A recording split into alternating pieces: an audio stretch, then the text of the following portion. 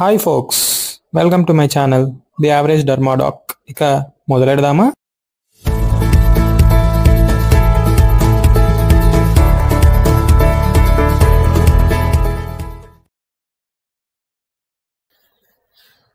Pathogenesis of gonorrhoea. Gonorrhoea మనందరికీ తెలుసు, it's a venereal disease caused by bacteria Neisseria gonorrhoeae. ఈ వీడియోని చూసే ముందు ఆల్రెడీ నేను అప్లోడ్ చేసిన బయాలజీ ఆఫ్ నైజేరియా గొనోరోయియే ఆ వీడియో కవర్ చేసే ఈ వీడియోకి రండి. అప్పుడే మీకు ప్యాథోజెనిసిస్ గురించి ఒక క్లారిటీ వస్తుంది. This bacteria has a predilection for non ciliated cuboidal and columnar epithelium. గుర్తుపెట్టుకోండి, నాన్-సీలియేటెడ్, దీనికి సీలియా అంటే నచ్చదు. మేల్స్లో యురేత్రాలో, ఫిమేల్స్లో ఎండోసర్విక్స్లో ఈ కాలమ్నార్ ఎపిథీలియం ఉంటుంది. For which this bacteria has a predilection for. So ఇనీషియల్గా pyogenic infection will lead to urethritis in males, cervicitis in females. Incubation period of gonorrhea ఎన్ని days? 1 to 14 days. What is meant by incubation period? It is the time period between the entry of organism till appearance of signs and symptoms of a disease. ఈ incubation పీరియడ్లో జరిగే ప్రాసెస్నే pathogenesis అని అంటాం, which leads to disease causing organism. What causes the disease is aetiology. If it is capable of causing a disease, then it is pathogenic. How it causes a disease is pathogenesis. అదేంటో ఇప్పుడు చూద్దాం. Entry into the host or exposure of host to this causative organism Neisseria gonorrhea. Routes of transmission primarily through sexual route by direct human to human contact. ఈ bacteria only హ్యూమన్స్లోనే survive అవుతుంది. Humans are the only host. So ఒక infected human నుంచి ఇంకొక హ్యూమన్కి transmit అవ్వాలి.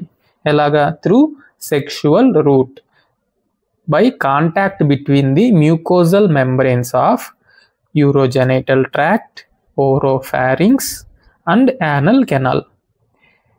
MSMs, male having sex with males లో pharyngeal gonorrhea, anal gonorrhea we'll see commonly. Perinatal transmission from infected mother to baby during vaginal delivery. C-section అప్పుడు కానీ ట్రాన్స్ప్లాసెంటల్ transmission కానీ జరగదు. ఎందుకంటే when baby passes through the vaginal canal, the infected mucosa of urogenitalia of mother transmits the bacteria onto the conjunctiva of the baby, leading to ophthalmia neonatorum. Non-sexual route is rare through fomites. Fomites అంటే non living objects like door knobs, toilet seats, towels, వీటి నుంచి spread అవ్వడం rare. Droplets నుంచి కూడా రేర్గా spread అవుతుంది by coughing, sneezing. Auto inoculation by their own fingers into eyes may lead to inflammation of the conjunctival mucosa, nothing but conjunctivitis. ఇది కూడా రేర్గానే జరుగుతుంది.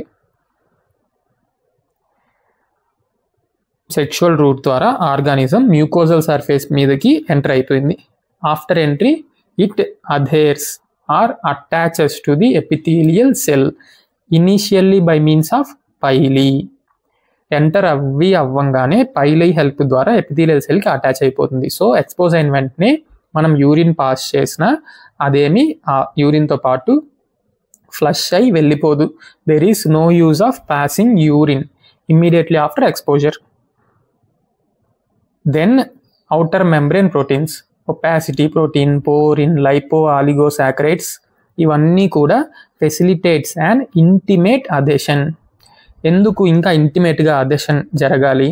To enter into the epithelial cell, that is nothing but invasion, subsequent invasion. First intimacy between human to human ఏమో బ్యాక్టీరియాని mucosal surface మీదకి enter అయ్యేలా చేస్తుంది. Second, intimate adhesion between bacteria and epithelium. బ్యాక్టీరియాని ఎపిథీలియల్ సెల్ లోపలికి enter అయ్యేలా చేస్తుంది. That is nothing but invasion. సైమల్టేనియస్గా అటాచ్మెంట్ జరిగేటప్పుడే lipo oligosaccharide which has endotoxic activity, lipid A moiety, damages proximate epithelial cells which are ciliated. దీనికి already cilia అంటే నచ్చదని చెప్పాను. So it inhibits ciliary motility and also damages proximate ciliated cells.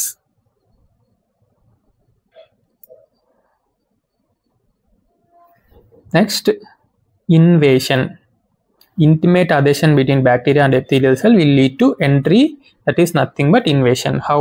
By transcytosis. Transcytosis అంటే ఏంటంటే ఒక ఎండ్లో bacteria epithelial సెల్లోకి enter అయ్యి ఇంకొక end నుంచి ఎగ్జిట్ అవ్వడాన్ని ట్రాన్స్సైటోసిస్ అని అంటాం.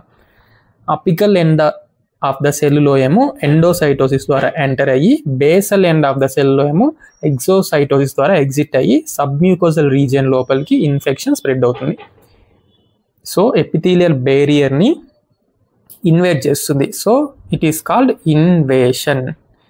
ఎలాగా? First bacteria is enfolded by pseudopods and pinocytosed by epithelial cells. Pinocytosis is nothing but a type of endocytosis seen in epithelial and endothelial cells. Enter అయ్యాక it divides and multiplies intracellularly and are resistant to immune attack. ఇంట్రాసెల్యులర్గా cell లోపల ఉన్నంత వరకు it is resistant to immune attack. So హ్యాపీగా divide అయ్యి multiply అవుతుంది. Invasion is also mediated by outer membrane proteins. Already ఇక్కడ చెప్పా, outer membrane proteins facilitates an intimate adhesion and subsequent invasion. ఏవేవి? ఇక్కడ పైలీ లేదు, పైలీ helps in adhesion, except pili remaining all helps in adhesion and invasion also. Then all outer membrane proteins including pili helps in evasion. ప్రతి ఒక్క outer membrane protein కూడా ఇవేషన్కి help అవుతుంది. ఇవేషన్ అంటే escaping from host immune attack. ఎలాగా?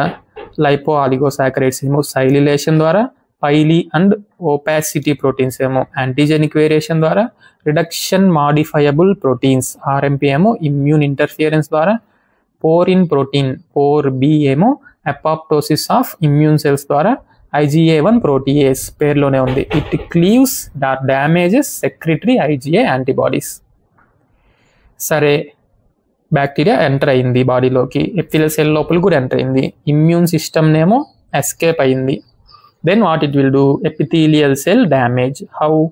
By releasing enzymes like phospholipase, peptidase and also by lipo oligosaccharides and peptidoglycans. ఈ రెండిటికి కూడా endotoxic activity ఉంటుంది. Then bacteria is exocytosed to submucosal region. Already చెప్పాను, transcytosis అంటే ఎండోసైటోసిస్ అండ్ ఎగ్జోసైటోసిస్. ఎందుకు exocytosis అవ్వాలి? To enter into submucosal region where it elicits a severe neutrophilic response and forms micro abscesses followed by exudation of purulent material into the lumen of the infected organ, leading to local inflammation. ఈ purulent material exudation, ఈ discharge flow of seed లాగా ఉండడాన్ని చూసి gonorrhoea అని పేరు పెట్టారు. Gono means seed, rhoea means flow. This flow of seed. ఈ local inflammation గనక యురెత్రాలో జరిగితే యురెథ్రైటిస్, సర్విక్స్లో జరిగితే cervicitis. First gonorrhoea will manifest as pyogenic infection of urethritis in male, cervicitis in female. ఎందుకంటే అక్కడే మనకు కాలమ్నార్ ఎపిథీలియం ఉంటుంది కాబట్టి. Which ultimately resulting in symptoms, nothing but manifestation of a disease. Enter అయిన దగ్గర నుంచి డిసీజ్ వచ్చే వరకు జరిగే ప్రాసెస్నే ప్యాథోజెన్సిస్ అని అంటాం. అది కంప్లీట్ అయింది. ఈవెన్ ఆఫ్టర్ ఇంక్యుబేషన్ పీరియడ్ అయినా కూడా ఇన్ఫెక్షన్ ఉన్న పేషెంట్స్లో కూడా 50 to 80% females, 2 to 10% of males remain asymptomatic.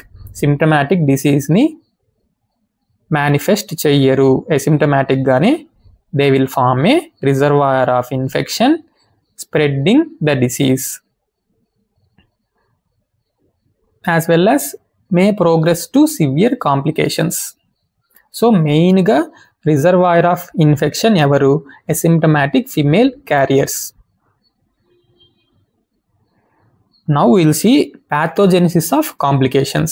If the inflammation urethritis కావచ్చు, సర్విసైటిస్ కావచ్చు, లోకల్ గానే ఉంది కానీ దాన్ని ట్రీట్ చేయలేదు, ప్రొలాంగ్డ్ గా ఇన్ఫ్లమేషన్ జరుగుతూనే ఉంది, అప్పుడు ఏం జరుగుతుంది?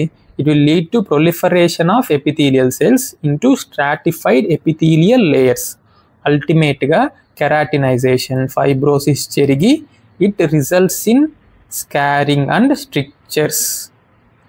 ఒక్కసారి మేల్స్లో స్కారింగ్, స్ట్రిక్చర్స్ ఫామ్ అయిన తర్వాత సెమెన్ పాసేజ్కి అబ్స్ట్రక్షన్ జరిగి ఇన్ఫర్టిలిటీ రావచ్చు. ఫిమేల్స్లో అయితే it may spread to upper genital tract via ascending spread. Gonococci non motile, కానీ ఎలా స్ప్రెడ్ అవుతుంది? అసెండింగ్ స్ప్రెడ్ లోకల్లీ స్పర్మ్స్కి అటాచ్ అయ్యి కానీ కంట్రాక్షన్స్ ఆఫ్ ద యూటరస్ ద్వారా అసెండింగ్ స్ప్రెడ్ జరిగి సబ్మ్యూకోజల్ రీజియన్ నుంచి న్యూట్రోఫిల్స్ ద్వారా కూడా స్ప్రెడ్ అయ్యి it will lead to pelvic inflammatory disease, peritonitis, perihepatitis. పెరిహెపటైటిస్లో ఫిచ్ హుగ్ కర్టిస్ సిండ్రోమ్ అని ఒకటి వస్తుంది. అంటే parenchyma of the liver కి ఏం కాకుండా దాని surrounding capsule called Glisson capsule will form adhesions with peritoneal layer of peritoneum. Nothing but Fitch Hugh Curtis syndrome, complication of pelvic inflammatory disease. It may spread to bloodstream also, called as disseminated gonococcal infection affecting skin and joints. Skin ni joints ni blood loki వెళ్ళి bacteria affect చేస్తుంది. దీన్నే మనం dermatitis, arthritis syndrome అని కూడా అంటాం. Channel పేరు గుర్తుందిగా, the average dermadoc. Like, share, subscribe చేయడం మాత్రం మర్చిపోకండి. Thank you.